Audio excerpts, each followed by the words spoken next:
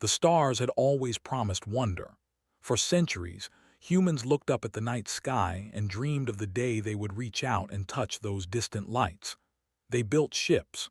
They colonized moons and planets.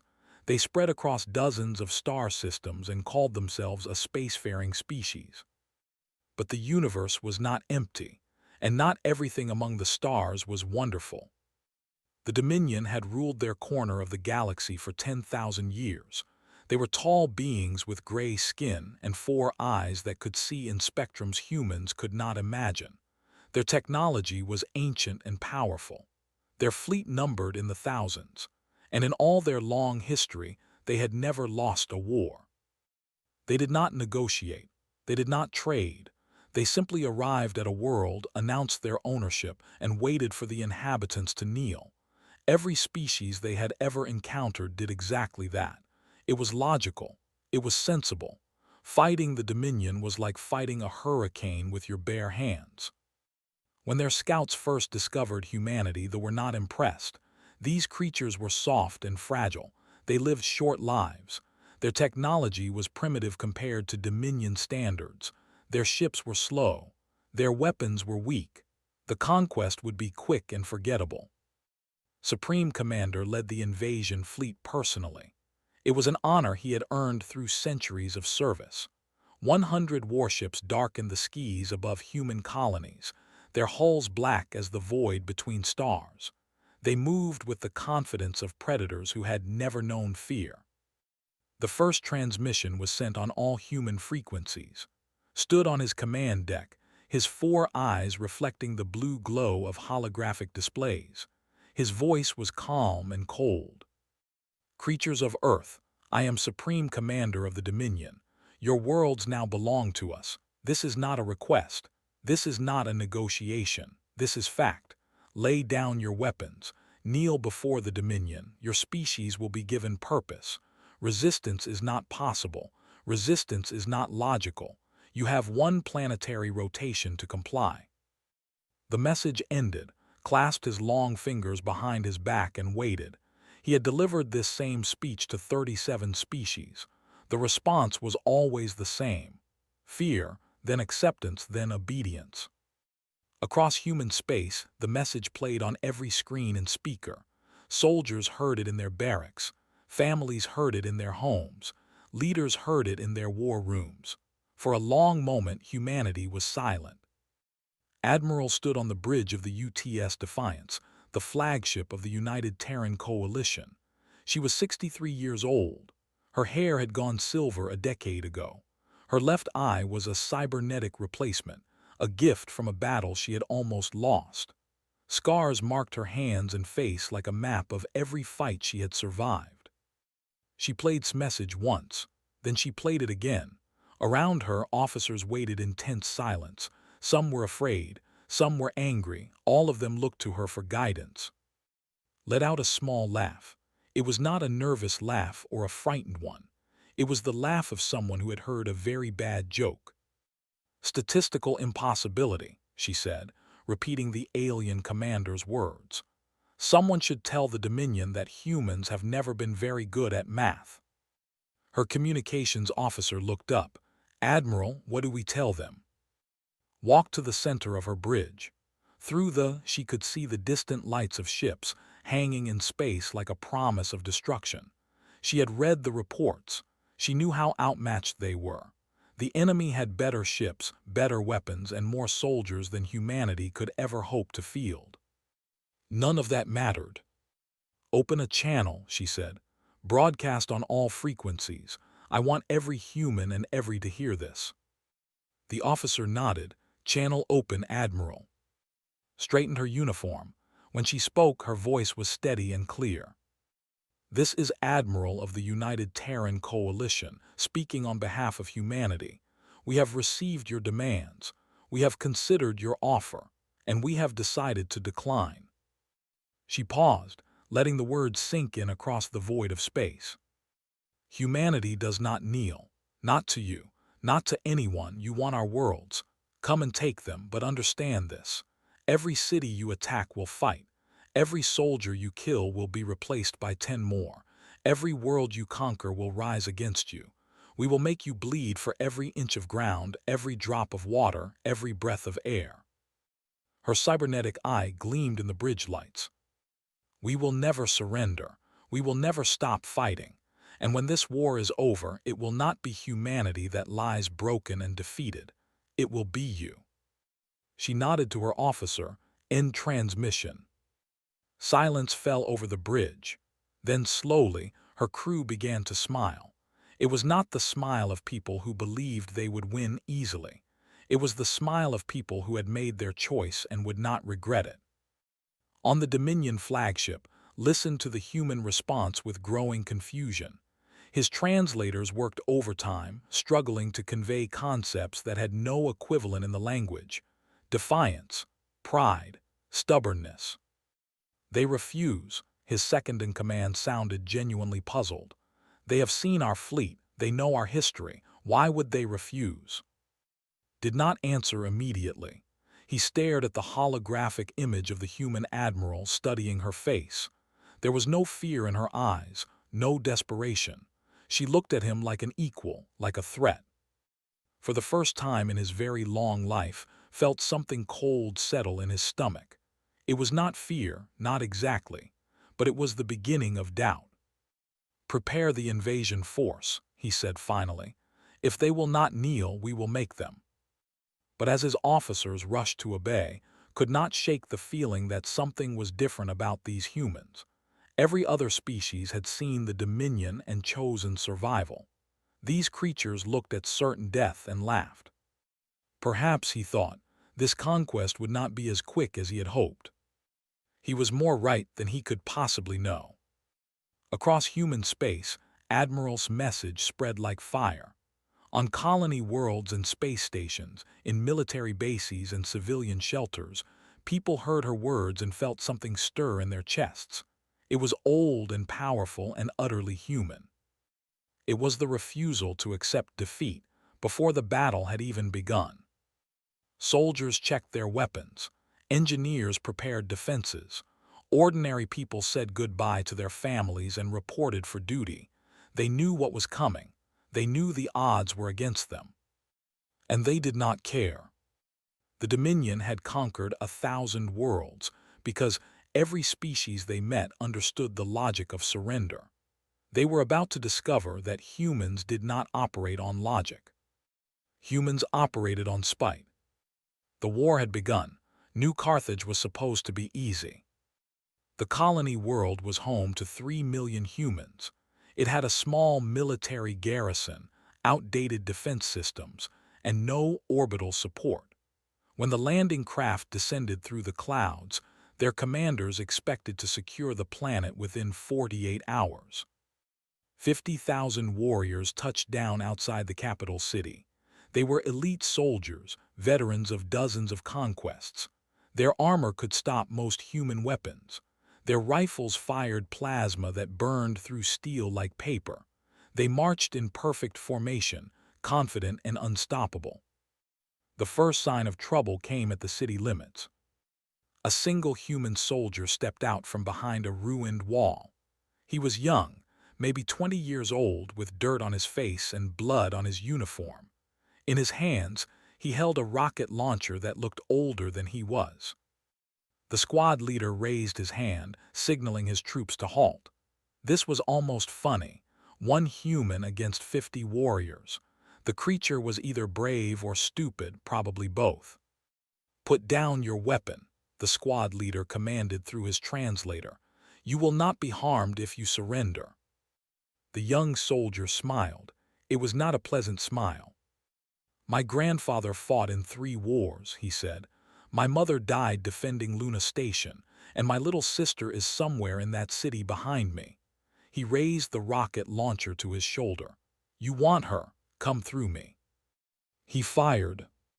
The explosion killed the squad leader and 4 warriors beside him. Before the smoke cleared, the young soldier was dead, cut down by plasma fire. But in that moment, hidden among the ruins around them, 200 human soldiers opened fire. The battle for New Carthage had begun. What followed was not the quick conquest they expected. It was a nightmare that would haunt their species for generations. The humans refused to fight in the open where superior firepower would destroy them. Instead, they turned every building into a fortress. They dug tunnels beneath the streets. They planted traps and explosives in places that would never think to look. They attacked at night, when human eyes adjusted better to darkness. They attacked at dawn, when soldiers were changing shifts. They attacked during meals, during rest periods, during moments of false security. Sergeant led a unit of 40 soldiers in the industrial district. They had been fighting for 2 weeks without rest. Half his people were dead. Most of the survivors were wounded. Himself had taken a plasma burn to his left arm that had destroyed the bone. The limb hung useless at his side, wrapped in dirty bandages. His commanding officer had ordered him to retreat to the medical station, had refused. "My soldiers are still fighting," he said. "I will fight with them." On the 15th day, received word that a forward command post had been established in a factory 3 blocks away. It was heavily guarded. Attacking it was suicide. Gathered his remaining 23 soldiers. "That command post is directing attacks across the entire district," he told them. "Every hour it operates, more of our people die. I am going to destroy it. Anyone who wants to come with me can. Anyone who wants to stay behind, I understand." No one stayed behind. They attacked at midnight, led the charge with a combat knife in his good hand because he could no longer hold a rifle steady. The guards were shocked by the ferocity of the assault. These humans were bleeding, broken, and exhausted. They should have been hiding and waiting for death. Instead, they were attacking like wild animals. Killed 3 warriors before a plasma bolt took him in the chest.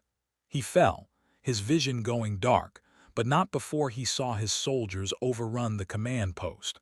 Not before he heard the explosions that destroyed it completely. When the medics found him hours later, was somehow still alive. His heart had stopped twice. His left arm was gone, amputated to prevent infection. Half his ribs were shattered, but he was breathing. "Stubborn bastard," the field doctor muttered, working to save him, too angry to die. Across the city, stories like this repeated themselves 1,000 times. Human soldiers who should have died but refused to stop fighting. Civilians who picked up weapons from fallen soldiers and joined the battle. Children who carried ammunition through tunnels while plasma fire burned above their heads. They had never experienced anything like it. Their ground commander, a veteran named Iran, sent daily reports to Supreme Commander. Each report was more desperate than the last. "They do not behave like conquered people," he wrote. "We kill their soldiers and civilians take their place. We destroy their weapons and they fight with knives and rocks. We corner them and they detonate explosives, killing themselves to take our warriors with them. I have seen humans charge our positions with broken bones, with missing limbs, with wounds that should have killed them hours ago. And the worst part is their faces. They are smiling. They are dying and they are smiling." 3 weeks after the invasion began, New Carthage finally fell. But it was not the quick victory the Dominion had expected. Of the 50,000 warriors who had landed, only 7,000 remained alive. The rest lay dead in the rubble of a city that had refused to surrender. Oran walked through the ruins of the capital, stepping over bodies of both species. The air smelled of smoke and death. Somewhere in the distance, small arms fire still crackled. Human resistance cells were already forming, ready to continue the fight from the shadows. He found a human flag lying in the debris. It was torn and burned, but the colors were still visible. He picked it up and studied it, trying to understand the species that would fight so hard for a piece of cloth. "What are you?" he whispered to the dead city. "What kind of creatures are you?" Far away on the bridge of the Defiance, Admiral received the news of New Carthage's fall. She closed her eyes for a moment, honoring the dead. 3 million colonists, tens of thousands of soldiers, gone. But they had made the enemy pay. 43,000 casualties, her intelligence officer reported. Their timeline has been pushed back by months. Other colony worlds have used the time to strengthen defenses, and our engineers have made progress on the new weapons systems. Nodded slowly. New Carthage bought us time with their blood. We will not waste it. She turned to face her officers, her expression hard as iron. To think this war will be like all their others. Quick, clean, efficient. They are wrong. This war will be long and ugly and brutal. They will bleed for every world they take. They will pay a price so high that future generations will question whether the conquest was worth it. She looked out at the stars, imagining the enemy fleet somewhere in the darkness. They wanted an easy victory. We will give them a war they will never forget. On the occupied surface of New Carthage, human survivors melted into the wilderness and the ruins. They had lost the battle, but they had not surrendered. They would keep fighting from the shadows, striking at supply lines, assassinating officers, making the occupation as costly as possible. They had learned their first hard lesson about humanity. Taking human worlds was possible. Keeping them was another matter entirely. And the war was only beginning. The asteroid belt of the system was cold and dark and silent. Thousands of rocks drifted through the void, ranging from pebbles to mountains. Sensors had trouble tracking objects in the dense field. It was the perfect place to hide. Commander David stood at the viewport of his ship, the UTS Silent Thunder, and stared out at the endless darkness. His reflection stared back at him, a tired man with gray in his beard and shadows under his eyes. He had not slept properly in months. Behind him, 40 ships drifted with their engines cold and their lights dark. They were running on minimal power to avoid detection. No communications except short-range laser signals.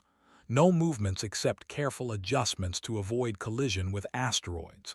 They were ghosts, invisible to the sensors that swept the system every few hours. 6 months. They had been hiding for 6 months. They believed they had destroyed the human fleet at the Battle of. It had been a disaster for humanity. 72 ships engaged the enemy, expecting reinforcements that never came. The battle lasted 4 hours. When it ended, they counted 72 debris fields and declared victory. They missed the 40 ships that had powered down and hidden among the asteroids during the chaos of battle. They missed the crews who chose to disappear rather than die in a hopeless fight. Some called it cowardice, called it survival. "We cannot beat them in open battle," he had told his captains when they first entered hiding. "Our ships are slower, our weapons are weaker, and we are outnumbered 10 to 1. If we fight on their terms, we die. So we will not fight on their terms. We will wait. We will watch. And when the moment is right, we will strike where they least expect it." The waiting was the hardest part. Resources were limited. The ships had been designed for short missions, not extended hiding. Water recyclers broke down. Food supplies ran low. The air grew stale despite constant filtration. Soldiers developed illnesses that the medical supplies could not treat. Some lost hope entirely. Had buried 14 of his people in space, releasing their bodies into the void with quiet ceremonies. 12 had died from various failures of equipment and health. One had taken her own life, unable to bear the endless darkness and isolation. One had died in a fight with over a food ration. Morale was a fragile thing, and worked every day to maintain it. He visited every ship in person, floating through the cold corridors and speaking with soldiers who had not seen sunlight in half a year. He shared their meals, even though the food was bland and barely nutritious. He listened to their fears and their anger and their grief. He reminded them why they were here. "They think we are dead," he said during one such visit. "They think they have won, and that belief is their weakness. When we strike, they will not see us coming. Every ship we destroy, every supply line we cut, every soldier we kill will be a reminder that humanity is not finished. We are the ghosts that will haunt their conquest." He did not promise them victory. He did not promise them survival. He promised them something more important: Purpose. The opportunity came in the 7th month. Intelligence reports gathered from resistance cells on occupied worlds revealed that a massive supply convoy would pass through the system. 200 transport ships carrying food, weapons, ammunition, and reinforcements for 3 different fronts. If the convoy reached its destination, the Dominion's campaigns would accelerate. If it did not, their war effort would suffer a crippling blow. Gathered his captains for a final briefing. "This is what we have been waiting for," he said, his voice steady despite the adrenaline in his blood. 200 ships, but most of them are transports with minimal weapons. They will have escorts, maybe 40 or 50 warships, but they will not expect an attack. They believe this system is secure. He pulled up a holographic display of the convoy's projected route. "We hit them here at the edge of the asteroid field. Our ships emerge from hiding, disable as many transports as possible, and disappear before reinforcements can arrive. Speed and surprise are our only advantages. Use them well." Lieutenant Commander, his second-in-command, raised a concern. "Sir, even with surprise, 40 ships against 200 is not good odds. We could lose half our fleet." Nodded. "Yes, we could lose more than half, but think about what we will accomplish. This convoy is supplying wars on 3 fronts, wars where our people are dying every day. If we destroy it, we give them hope. We give them time. We show the galaxy that humanity is still fighting." He looked around the room at the faces of his captains. They were tired. They were scared. They were also determined. "I will not order anyone to die," he said quietly, "but I will ask you to fight, for the people we have lost, for the people still struggling on occupied worlds, for the future of our species. Will you fight with me?" Every captain answered yes. The attack began at dawn, measured by ship clocks rather than any sun. 40 human ships emerged from the asteroid field like sharks rising from dark water. The convoy had no warning. One moment, sensors showed empty space. The next, weapons fire erupted from every direction. The first volley was devastating. Human missiles streaked toward the transport ships, targeting engines and cargo holds. Explosions blossomed in the void, silent and beautiful and deadly. Escort ships scrambled to respond, but they were out of position, spread too thin across the convoy. Commanded from the bridge of the Silent Thunder, watching the battle unfold on his tactical display. Green dots represented his ships, red dots represented the enemy, and one by one, the red dots were disappearing. "Focus fire on the supply transports," he ordered. "Ignore the warships unless they get in your way. We are not here to fight, we are here to destroy." The battle lasted 11 minutes. In that time, humanity's ghost fleet annihilated over 160 transport ships. Food, weapons, ammunition, medical supplies, and 10,000 reinforcements were turned into scattered debris and frozen corpses. It was not without cost.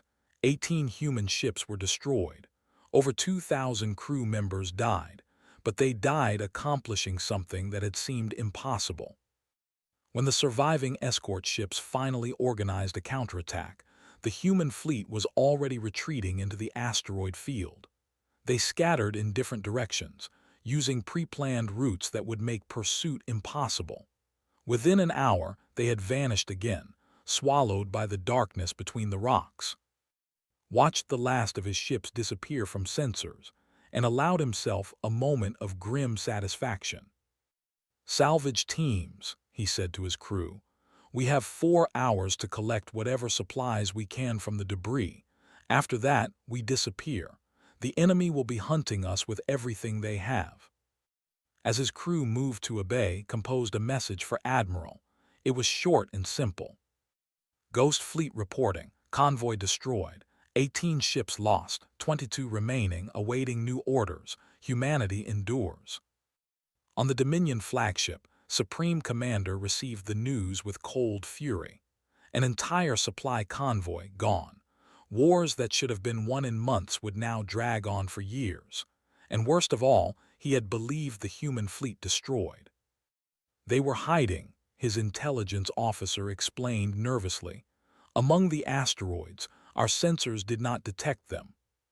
His 4 eyes narrowed. Then improve the sensors, find them, destroy them. I want those ghosts erased from existence. But even as he gave the order, knew that something had changed. The humans were not fighting like a conquered species. They were fighting like predators, patient and dangerous and utterly unwilling to die. For the first time, he wondered if this war might be more difficult than he had imagined. Far away among the asteroids, Commander and his surviving ships prepared to disappear once more. They had won a battle. The war continued, and as long as even one human ship remained, the fight would never end. That was the lesson they were only beginning to understand. 2 years into the war, the Dominion had captured 11 human worlds. By their calculations, victory was inevitable. It was simply a matter of time before humanity's resources were exhausted and their resistance crumbled. But the calculations were wrong. On occupied Earth, the Dominion had stationed 200,000 soldiers to maintain order. It was not enough. Resistance cells operated in every city, every town, every village. Factory workers sabotaged equipment with subtle defects that would cause failures weeks or months later. Office workers leaked intelligence to guerrilla fighters through coded messages hidden in routine communications. Teachers taught children the history of human resistance, keeping the flame of rebellion alive in young hearts. Old Mrs., 78 years old and walking with a cane, ran a soup kitchen in the ruins of Shanghai. Every day, she fed hundreds of soldiers who came to her for meals. Every week, a few of those soldiers died from poison that was undetectable by Dominion scanners. When they finally caught her, she smiled at her executioners and said nothing. The occupation was bleeding the Dominion slowly, one small cut at a time. But the real change was happening far from Earth, in a hollowed-out asteroid that did not appear on any map. Research Station Prometheus was humanity's most closely guarded secret. For 18 months, Doctor and her team of scientists had worked without rest, studying captured technology and searching for weaknesses. They lived in cramped quarters, ate synthetic food and breathed recycled air. They had not seen the sun or felt the wind since the war began. None of them complained. Doctor was 42 years old, with dark hair that had gone gray at the temples and eyes that burned with focused intelligence. Before the war, she had been a theoretical physicist, more interested in equations than weapons. The invasion had changed that. Her daughter had been on New Carthage when it fell. She had never learned what happened to her. That loss drove her now. Every equation she solved, every experiment she ran, every breakthrough she achieved was dedicated to one goal: make the Dominion pay. The breakthrough came on a Tuesday, though days had little meaning inside the asteroid. Was studying the quantum entanglement network that connected all technology. Their ships, their weapons, their communication systems, even the neural implants that linked soldiers to their commanders, all operated through this network. It was elegant and powerful and supposedly unbreakable. Supposedly. The network has a flaw, explained to Admiral through an encrypted communication. Her voice was hoarse from lack of sleep, but her excitement was unmistakable. The quantum links require perfect synchronization. If we can disrupt that synchronization even for a moment, the entire network collapses. Shields fail. Communications die. Neural implants overload. Every ship becomes blind, deaf, and defenseless. Leaned forward, her cybernetic eye gleaming. Can you build a weapon that creates this disruption? Nodded. I already have. We call it the Prometheus device. One ship equipped with this technology can disable an entire battle group. The effect lasts approximately 4 minutes before their systems can reboot. 4 minutes of total vulnerability. 4 minutes. In naval combat, 4 minutes was an eternity. How soon can we deploy it? Asked. The prototype is ready now, but I need a target to prove it works. something significant enough to change the course of the war. Smiled, a cold expression that promised violence. I know exactly where to send it. The colony of Hope had been under siege for 8 months. 30,000 colonists were trapped on the surface, while a fleet of 40 ships bombarded their defenses from orbit. Relief convoys had tried to break through twice. Both had been destroyed. The colonists were running out of food, water, and hope. The UTS Prometheus arrived in the system alone. It was a small ship, unremarkable in appearance, easily overlooked by sensors focused on detecting larger threats. It slipped past the outer patrols and positioned itself at the edge of the siege fleet. Captain James commanded the Prometheus. He was a quiet man who had lost his entire family in the first weeks of the war. He had volunteered for this mission knowing he might not survive. He did not care. Prometheus device charged and ready, his weapons officer reported. Looked at the tactical display. 40 warships, arranged in a perfect formation around the helpless colony. Their shields shimmered with power. Their weapons arrays glowed with deadly potential. They were confident in their invincibility. Let's see how they handle being vulnerable, said. Activate the device. The Prometheus device fired a pulse of energy that was invisible to the naked eye but devastating in its effect. It rippled through the fleet like a shockwave, and everything changed in an instant. Shields flickered and died. Weapons systems went dark. Communication channels filled with static. And on every ship, crew members screamed as their neural implants overloaded, flooding their brains with pain and confusion. Watched the chaos with grim satisfaction. All ships, this is the Prometheus. The enemy fleet is disabled. 4 minutes and counting, make them count.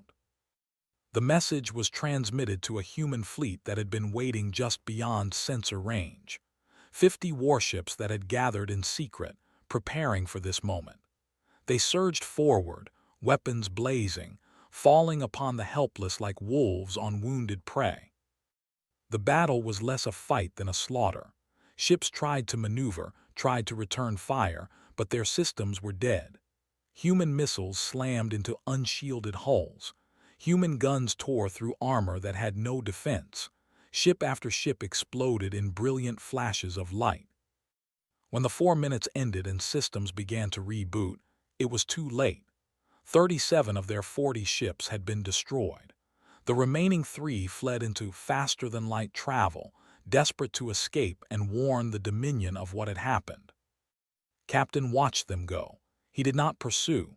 The message would spread far better through survivors than through debris.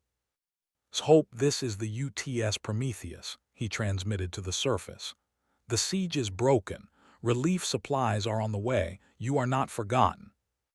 The response from the surface was not words but cheers. 30,000 people crying and laughing and celebrating survival against all odds. It was the most beautiful sound had ever heard. News of the Battle of Hope spread through both human and space with incredible speed. The humans had found a weapon that could negate Dominion technological superiority.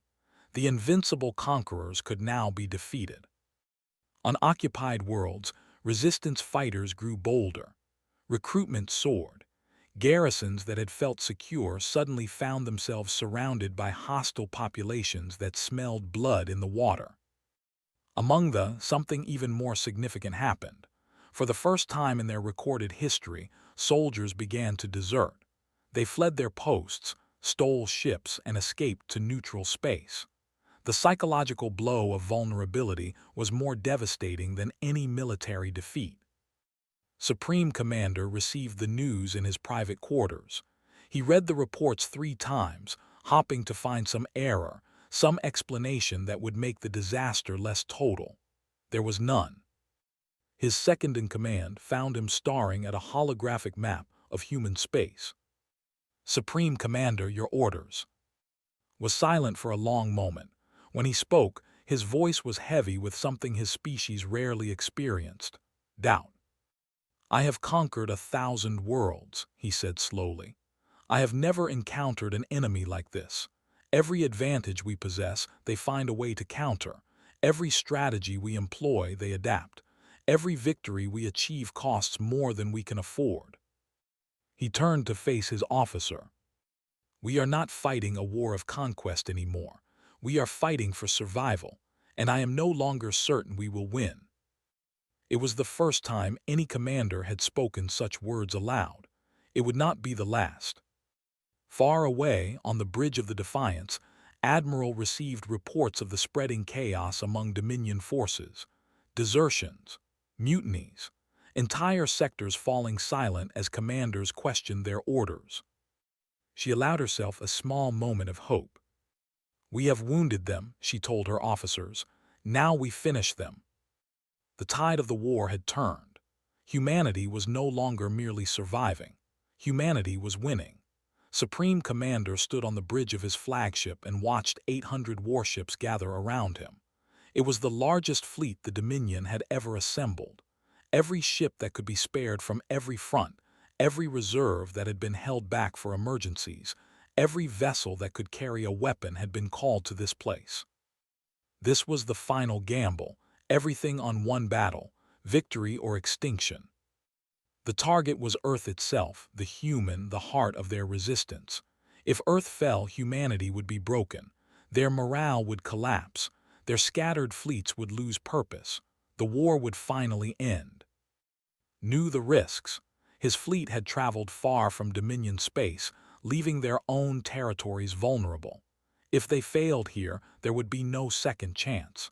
The Dominion would crumble, destroyed by the same stubborn creatures they had dismissed as primitives.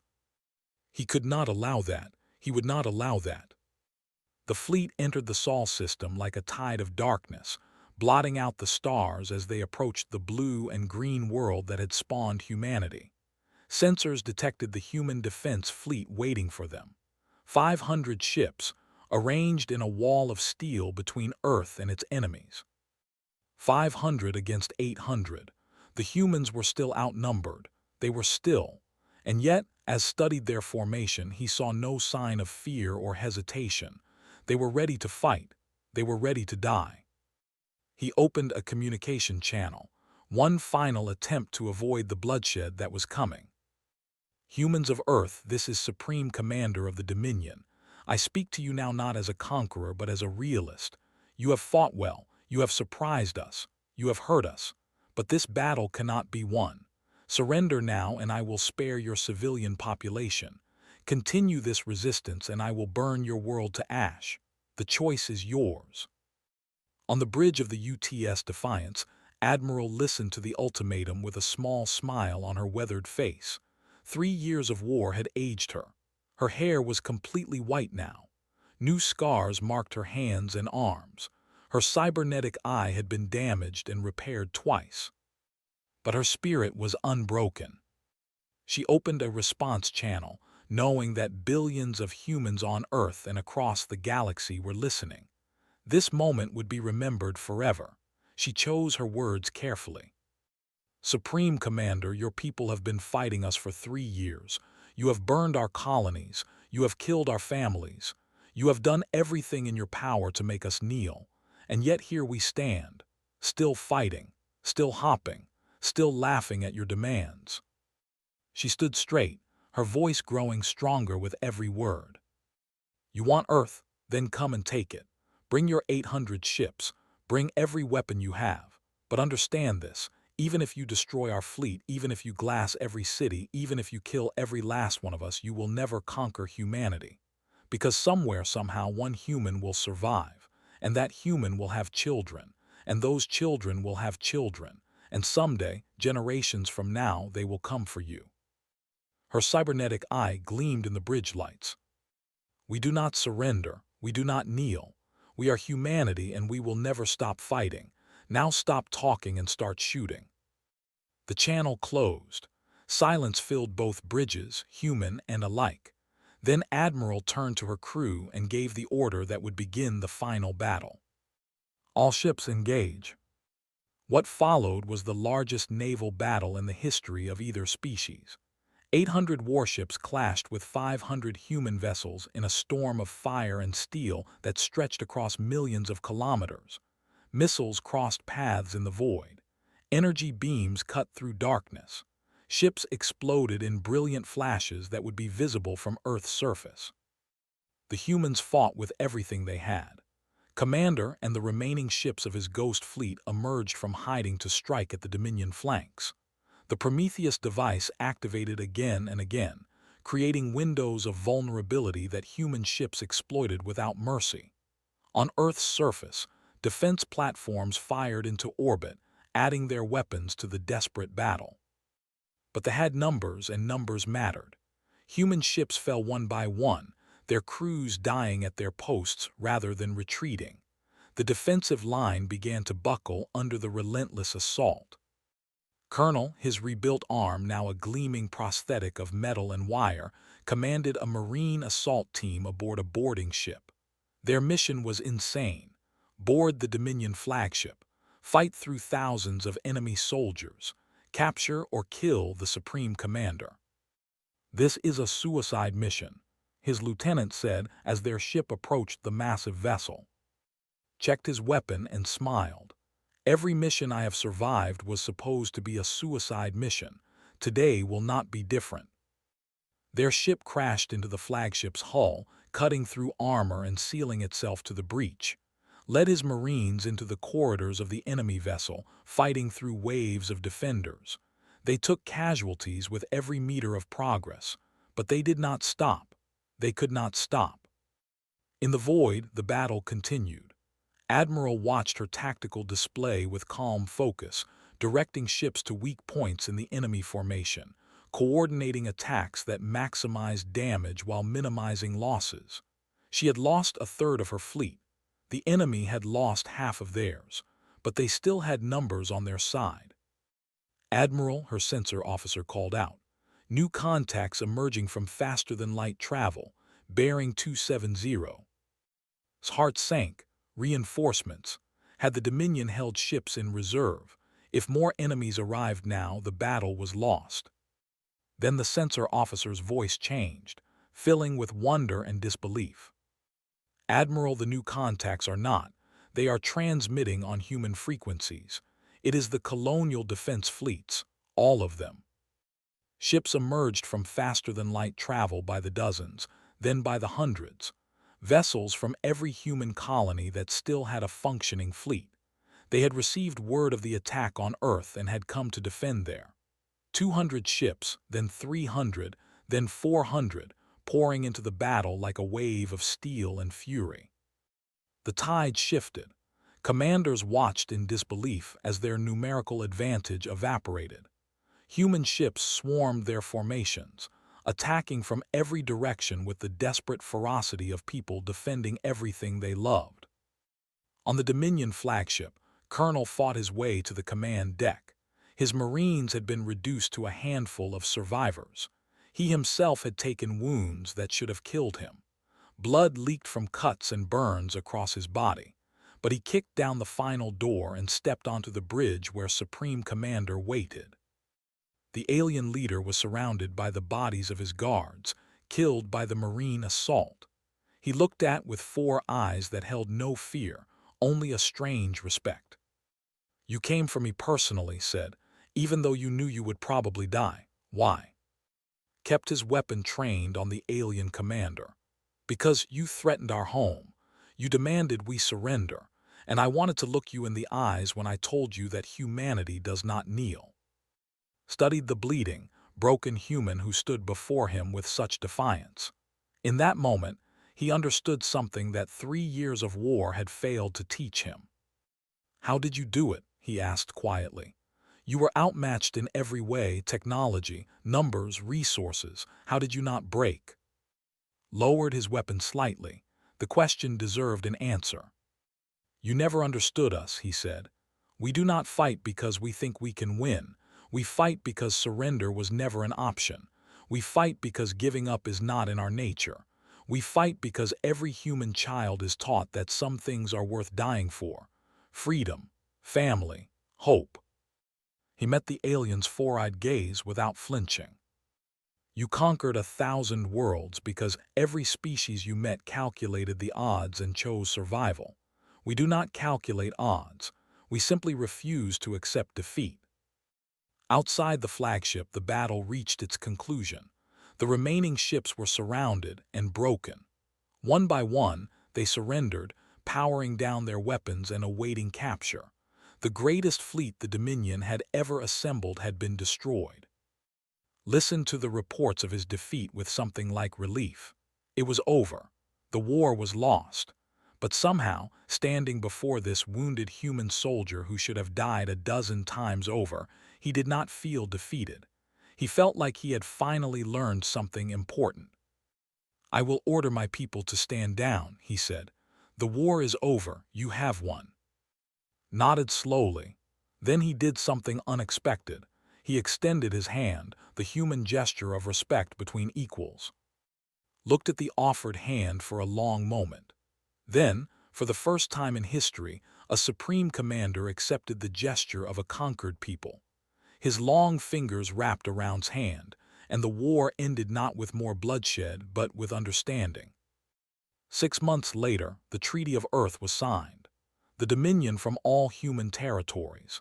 They paid reparations for the damage they had caused. They accepted human observers to prevent future aggression. And for the first time in 10,000 years, they began to question everything they had believed about strength and weakness, victory and defeat. Admiral became Secretary General of the United Terran Coalition. When ambassadors from across the galaxy arrived to establish relations with humanity, they all asked the same question: "What makes your species different?" She gave them all the same answer: "We are not different. We are simply stubborn enough to believe that the only defeat that matters is the one you accept. Give up and you have truly lost. Keep fighting and anything is possible." Word spread through the galaxy like fire. Species that had lived under Dominion rule for centuries began to whisper a new word, a human word: hope. On Earth, in a hospital where wounded soldiers recovered from their injuries, Colonel sat by a window and watched the sun set over a world that had survived against all odds. His body was wrapped in bandages. His rebuilt arm hummed softly with mechanical precision. He would carry scars for the rest of his life. But he was alive. Humanity was free. And somewhere out among the stars, other species were learning what humans had always known. Surrender is a choice, and some people will never make it. The war was over, but the legend was just beginning.